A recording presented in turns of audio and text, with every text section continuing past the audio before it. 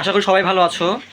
জাতীয় বিশ্ববিদ্যালয়ের অধীনে এই 25-26 সেশনে তোমরা যারা ভর্তি পরীক্ষা দিয়েছো তাদের কিছুক্ষণ আগেই রেজাল্ট পাবলিশ হয়ে গিয়েছে জাতীয় বিশ্ববিদ্যালয়ের ওয়েবসাইটে।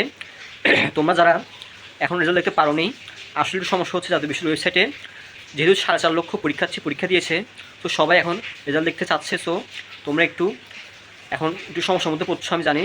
সো তোমরা একটু কয়েক ঘন্টা পরে ট্রাই করো, আশা করি তোমরা ভালোভাবে রেজাল্টটা দেখতে পারবা। কোনো চিন্তা কিছু নেই, সবাই রেজাল্ট দেখতে পারবে আস্তে আস্তে, যেহেতু অনেকে একসাথে সার্ভারে রেজাল্ট দেখতে যাচ্ছে, তো সার্ভারটা একটু ডাউন হয়ে যাচ্ছে। তো চিন্তার কোনো কারণ নাই আমি বলবো। আর আমি রেজাল্ট দেখার লিঙ্কটা আমি আমার কমেন্ট বক্সে ও ডেসক্রিপশানে আমি শেয়ার করে দিচ্ছি।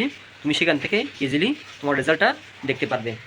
রেজাল্টের লিঙ্কটা আমি আমার কমেন্ট বক্সে এবং ডেসক্রিপশানে আমি শেয়ার করে দিচ্ছি। তোমরা ইজিলি সেটা দেখতে পারবে। এবং রেজাল্ট কীভাবে দেখতে হবে এনি ওয়েবসাইটে গিয়ে আমি সব আমার এই স্ক্রিনের মধ্যে উঠে যাচ্ছে, তোমরা একটু লক্ষ্য রাখো এখানে।